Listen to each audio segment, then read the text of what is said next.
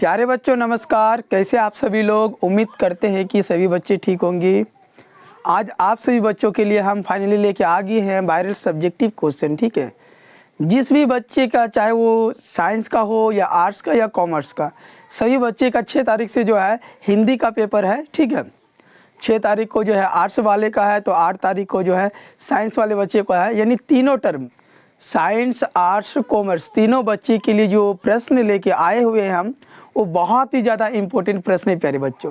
और ये प्रश्न आपके एग्जाम में 100% पूछे जाएंगे। ठीक है, सबसे पहले आपसे बच्चे एक बार वीडियो की क्वालिटी को बढ़ा लीजिए। ठीक है, 360 या 480 या 720 पर देखिए सभी बच्चे। ठीक है, तो ये वीडियो जो है अच्छा क्वालिटी का देखेगा। तो आप सभी बच्चे वीडियो के अंत तक बने रहेंगे और ज़्यादा से ज़्यादा शेयर कर दीजिए अपने दोस्तों के पास। बहुत दिन से आप सभी का क्लास नहीं हो पा रहा था, हालांकि आप प्रतिदिन क्लास होगा। तो आप सभी बच्चे वीडियो के अंत तक बने रहिएगा और शेयर कर दीजिए एक बार सभी बच्चे। जो भी बच्चे नए आए हैं चैनल पर, एक बार चैनल को सब्सक्राइब कीजिए एकदम फटाफट से, क्योंकि आज का जो क्वेश्चन है, जो आपका वायरल जो प्रश्न है प्यारे बच्चों, वायरल प्रश्न, ठीक है, वायरल क्वेश्चन 100% 100% जो है आपके एग्जाम में लड़ेंगे ये प्रश्न। 100% ये प्रश्न जो है, जो हम आपको बताने जा रहे हैं, 100% आपके एग्जाम में आएगा। बस हमारा जितना भी वीडियो हिंदी का आ रहा है, सभी बच्चे एकदम फटाफट से एकदम सही वीडियो को देखिए। ठीक है, आपको जो है इससे बाहर एक भी प्रश्न एग्जाम में नहीं पूछेगा। ठीक है, तो देर किस बात का, चलिए क्लास को स्टार्ट करते हैं। और क्वेश्चन नंबर देखिए फर्स्ट स्क्रीन पर हम दिखा रहे हैं आप सभी को। चलिए क्वेश्चन नंबर देखिए फर्स्ट स्क्रीन पे आ चुका है, और क्वेश्चन को आप लोग एकदम ध्यान से देखिएगा और समझिएगा वीडियो के अंत तक। अगर आप वीडियो के अंत तक बने रहेंगे तो एक एक प्रश्न आपको हम समझा देंगे। ठीक है, देखिए क्वेश्चन क्या कह रहा है कि पुंडलिक जी एक शिक्षक, पुंडलिक जी कौन थे? क्वेश्चन यह है कि पुंडलिक जी कौन थे? पुंडलिक जी कौन थे प्यारे बच्चों? ये कौन सा चैप्टर से लिया गया है? फटाफट से एक बार कमेंट सेक्शन में एकदम फटाफट से जवाब देंगे। पुंडलिक जी कौन थे, किस चैप्टर से ये क्वेश्चन लिया गया है? तो ओ सदा निरा पाठ से, ओ सदा निरा पाठ से ये चैप्टर लिया गया प्यारे बच्चों, जिसके लेखक है जगदीश चंद्र माथुर जी। कौन है? जगदीश चंद्र माथुर जी। इस चैप्टर में ये जो क्वेश्चन है कि पुंडलिक जी कौन थे, पुंडलिक जी कौन थे, तो ध्यान से समझिएगा सभी बच्चे, एकदम बिल्कुल ही समझ में आ जाएगा प्यारे बच्चों। तो पुंडलिक जी एक शिक्षक थे। पुंडलिक जी क्या थे? तो पुंडलिक जी एक क्या थे? शिक्षक थे, याद रखेंगे। ये गांधी जी के आदर्शों को सच्चे दिल से मानने वाले बड़े ही निर्भय पुरुष थे। ये गांधी जी के आदर्शों को सच्चे दिल से, तन से, मन से मानने वाले एक आदर्श पुरुष थे। कौन? पुंडलिक जी। कौन? पुंडलिक जी, जिन्हें गांधी जी ने सन 1917 में प्यारे बच्चों, कब? 1917 में बेलगांव से भीतिहरवा बुलाया था। पुंडलिक जी को किसने बुलाया? तो गांधी जी ने। कब बुलाया था? 1917 में। कहाँ से? बेलगांव से भीतिहरवा। अब भीतिहरवा किस लिए बुलाया था बच्चों? तो याद रखेंगे कि पुंडलिक जी को गांधी जी ने इसलिए बुलाया था ताकि वो आश्रम में रहकर बच्चों को शिक्षा दे। कहाँ में? भीतिहरवा में, जो आश्रम विद्यालय की जो स्थापना किया था गांधी जी के द्वारा, वहाँ पर रह करके सभी बच्चों को शिक्षा प्रदान करे। इतना ही नहीं, और साथ ही साथ वहाँ के जितने रहने वाले मनुष्य थे, जितने भी ग्रामवासी थे, उनके दिल से अंग्रेजों का जो डर था, उन डर को भी दूर करना था। ठीक है, इसलिए गांधी जी ने पुंडलिक जी को जो है बेलगांव से कहाँ बुलाया था? भीतिहरवा। ठीक है, ठीक है, कहाँ बुलाया था? भीतिहरवा बुलाया था। आई होप कि आप सभी को ये प्रश्न समझ में आ गया होगा। समझ में आ गया ना? एक बार कमेंट सेक्शन में जरूर जवाब देंगे। 100% 100% ये क्वेश्चन पूछेगा प्यारे बच्चों। ठीक है, 100% ये प्रश्न पूछे जाएंगे एग्जाम में, याद रखेंगे सही बच्चे। पुंडलिक जी कौन थे? तो पुंडलिक जी एक शिक्षक थे, और ये गांधी जी के आदर्शों को सच्चे दिल से मानने वाले बड़े ही निर्भय पुरुष थे। ठीक है, इतना ही नहीं, गांधी जी ने इसे 1917 में बेलगांव से भीतिहरवा बुलाया था। किस लिए बुलाया था? बच्चों को शिक्षा प्रदान करने के लिए। पुंडलिक जी को गांधी जी ने इसलिए बुलाया था ताकि वो आश्रम में रहकर बच्चों को क्या करे? शिक्षा प्रदान करे। इतना ही नहीं, ग्रामवासियों के साथ जो अन्याय हो रहा था, जो अंग्रेज लोग जो मारपीट कर रहे थे, तो उन सभी डर को दूर करने के लिए वो यहाँ पर ठहरे हुए थे। ठीक है, कि अगर शिक्षित हो जाएगा लोग तब तो अंग्रेज से कोई डरने वाले नहीं है। आई होप कि आपको समझ में आ गया। क्वेश्चन नंबर 2 देखिए ध्यान से और वीडियो के अंत तक बने रहेंगे। ठीक है, देखिए प्रश्न संख्या 2 है प्यारे बच्चों, ये भी प्रश्न बहुत इंपॉर्टेंट है और ध्यान से देखेंगे सही बच्चे, बिल्कुल समझ में आ जाएगा आप सभी को। ठीक है, लाइक नहीं किया अभी तक आप सभी बच्चे, एक बार लाइक कर दीजिए वीडियो को फटाफट से। जो भी बच्चे नए आए हैं चैनल पर, एक बार चैनल को सब्सक्राइब कीजिए जल्दी से। टेलीग्राम ग्रुप से अगर अभी तक आप सभी बच्चे नहीं जुड़े हुए हैं तो डिस्क्रिप्शन के नीचे लिंक है, फटाफट से टेलीग्राम ग्रुप से जुड़ जाइए सही बच्चे, फटाफट से जाइए और जुड़िए टेलीग्राम ग्रुप से सही बच्चे, एकदम फटाफट से। प्ले स्टोर से टेलीग्राम ग्रुप को इंस्टॉल कर लीजिए सही बच्चे, प्ले स्टोर से। ठीक है, देखिए क्वेश्चन क्या है, नारी की पराधीनता कब से आरंभ हुई। ये जो क्वेश्चन है, चैप्टर जो है अर्धनारीश्वर से लिया गया है।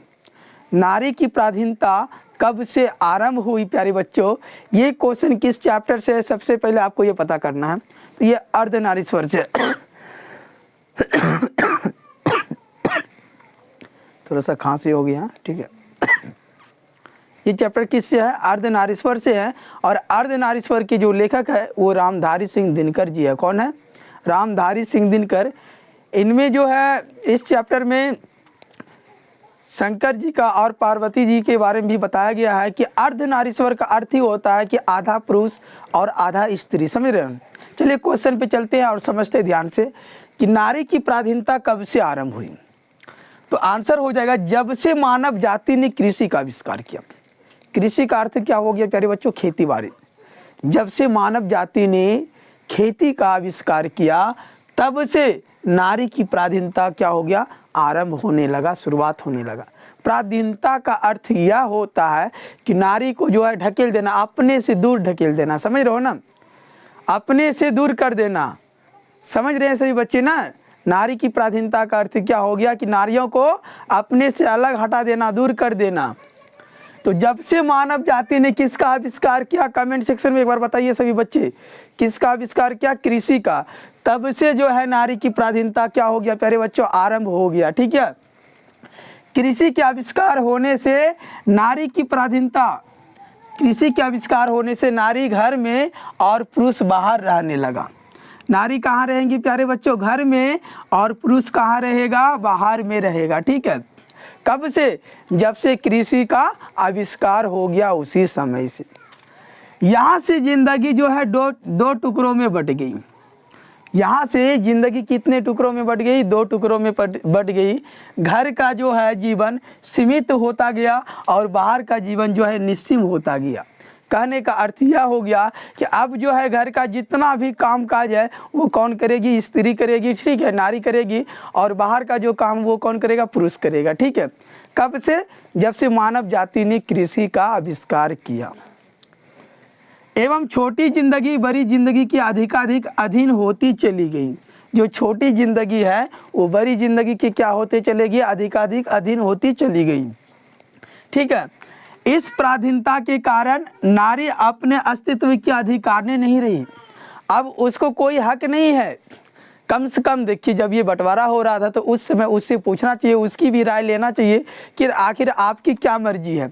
लेकिन इतना भी नारियों से नहीं पूछा गया कि आपकी क्या मर्जी है। ठीक है, इसलिए जो है इस पराधीनता के कारण नारी अपने अस्तित्व की अधिकारिणी भी अब नहीं रही।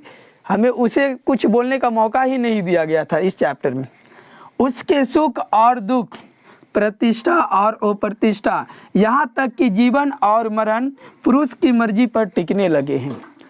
अब जो भी काम करेगा बिना पुरुष से पूछे हुए वो नहीं कर सकते हैं। आई होप कि आपको ये भी प्रश्न समझ में आ गया होगा। ठीक है, नारी की पराधीनता कब से आरंभ हुई प्यारे बच्चों, तो जब से मानव जाति ने कृषि का आविष्कार किया। किसका आविष्कार किया, कृषि का आविष्कार किया। तब से नारी जाति का क्या हो गया, पराधीनता का आरंभ होने लगा। ठीक है, कृषि के आविष्कार होने से नारी कहाँ रहने लगे, घर में, और पुरुष कहाँ में, बाहर में। यहाँ से जिंदगी 2 टुकड़ों में बट गया। घर का जीवन जो है सीमित होता चला गया और बाहर का जीवन जो है निश्चिम होता चला गया। समझ रहे हो ना। इतना ही नहीं, कहने का अर्थ यह भी हो गया कि छोटी जो जिंदगी थी वो बड़ी जिंदगी की अधिकाधिक अधीन होती चली गई। इसी पराधीनता के कारण नारी जो है अपने अस्तित्व की अधिकारिणी नहीं रही। उनसे कुछ पूछा भी नहीं गया कि आखिर आपकी क्या मर्जी है, आप भी बाहर रहना चाहते या घर में ही रहना चाहते हैं, उनसे यह भी नहीं पूछा गया। उसके सुख और दुख, प्रतिष्ठा और अप्रतिष्ठा, यहाँ तक कि जीवन और मरण, अगर जिएंगे और मरेंगे भी तो भी किसके आधार पर, पुरुष के ही आधार पर। आई होप कि आपको ये प्रश्न समझ में आ गया होगा। ये सब प्रश्न आपके एग्जाम में छप चुका है, 100% आएंगे, ठीक है, ध्यान रखिएगा। प्रश्न संख्या देखिए 3 नंबर, ठीक है। देखिए प्रश्न संख्या 3 है और ये जो प्रश्न है बहुत ही ज़्यादा इम्पोर्टेंट प्रश्न है और बहुत ही खास प्रश्न है। इस चैप्टर से लगभग 3 प्रश्न पूछे जाते हैं। इस चैप्टर का नाम है पुत्र वियोग, और पुत्र वियोग जो चैप्टर जो इन्होंने लिखा है प्यारे बच्चों, उसका नाम है सुभद्रा कुमारी चौहान जी, ठीक है। सुभद्रा कुमारी चौहान जी ने पुत्र वियोग चैप्टर लिखा है। पुत्र वियोग का अर्थ यह होता है प्यारे बच्चों कि पुत्र का वियोग हो जाना, अर्थात पुत्र की मृत्यु हो जाना, समझ रहे हो ना। तो क्वेश्चन नंबर देखिए 3 है कि माँ के लिए अपना मन समझाना कब कठिन है और क्यों। प्रश्न क्या कह रहा है कि एक माँ के लिए अपना मन समझाना कब कठिन है और क्यों है। आइए इसका आंसर जानते हैं, ठीक है।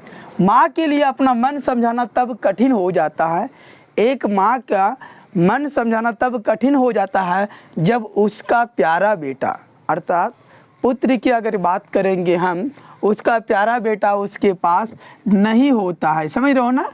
उसका प्यारा जो बेटा है उसके पास नहीं होता है, यानी किसी कारणवश वो अपने बेटे से लंबे समय तक ना मिल पाई हो, तो उस परिस्थिति में माँ के लिए अपना मन समझाना बहुत ही कठिन हो जाता है।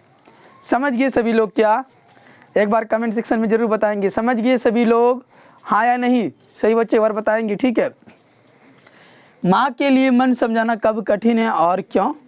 तो देखिए पुत्र वियोग चैप्टर में यही हम लोग पढ़े थे कि पुत्र वियोग चैप्टर में यह बताया गया है कि कैसे एक माँ अपने बच्चे के लिए क्या क्या नहीं करती है, ठीक है। भगवान के सामने दूध, नारियल, बतासे भी चढ़ाते हैं, लेकिन उसके सामने में ही उसके पुत्री का जो है मृत्यु हो जाता है, समझ रहे हो ना, उसके पास से छीन लिया जाता है। तो वही माँ का जो है मन समझाना बहुत ही कठिन हो जाता है। एक माँ का मन समझाना तब कठिन हो जाता है जब उसका प्यारा बेटा, अर्थात उनका जो प्यारा दुलारा जो पुत्र है उनके पास नहीं होता है लंबे समय तक, मानो कि वो उनसे बहुत दिनों से बिछड़ गए हैं, तब उस माँ का जो मन समझाना बहुत ही कठिन हो जाता है। समझ गए ना। अब क्वेश्चन नंबर देखिए 4 नंबर प्रश्न है कि पुत्र के लिए माँ क्या क्या करती है। एक पुत्र के लिए माँ क्या क्या करती है, तो उन प्रश्नों का जवाब देना है, ठीक है। तो पुत्र के लिए माँ क्या क्या करते हैं, तो बहुत कुछ करती है। एक बच्चे के लिए एक माँ जो है बहुत कुछ करती है, जैसे में वह अपने पुत्र को अपने गर्भ में 9 माह तक कष्ट सहकर, दुख सहकर जो है एक नई जिंदगी देती है। इनको बच्चे को एक माँ का अगर दर्द सुने तो बहुत ही आश्चर्यजनक है, ठीक है, कि एक माँ जो है अपने पुत्र को अपने गर्भ में 9 माह तक रखते हैं और 9 माह तक वो बहुत सारे कष्ट, दुख, दर्द सह करके फिर बच्चे का एक नई जिंदगी देता। नंबर 2 में हुआ उसे हर कष्ट से बचाते हुए उनका पालन पोषण करती है। कितनों भी अगर कष्ट हो जाएगा फिर भी उस कष्ट को झेलते हुए जो है उनका पालन पोषण करती है एक माँ। अपने भूखी रह कर भी अपने पुत्र को खाना खिलाती है, कौन? एक माँ। समझ रहे हो ना? समझ पा रहे हैं कि आप सभी लोग? बताएंगे एक बार कमेंट कीजिए सभी लोग, एकदम फटाफट से एक बार कमेंट कर देंगे सभी लोग। वह अपने पुत्र को थपकी देकर लोरी गाते हुए सुनाती है, कौन? एक माँ। समझ रहे हो ना? वह अपने पुत्र को बहुत अच्छा संस्कार देती है, कौन करती है ये सारे काम? एक माँ करती है। अपने पुत्र के लिए भगवान से अर्पित करते हैं, मांगते हैं, दूध, बतासे, नारियल भी चढ़ाते हैं उस पर, ठीक है, ताकि उसके जो बच्चे हैं, जो पुत्र है, वो सुरक्षित रहे, ठीक है, और अच्छे रहे। समझ गए सभी लोग ना ये दोनों प्रश्न? स्क्रीनशॉट ले लीजिए सभी बच्चे, ठीक है, और 1-2 पॉइंट इसमें लिख देना है जो आपको अभी हम बताएं ना, 1-2 पॉइंट लिख देना है।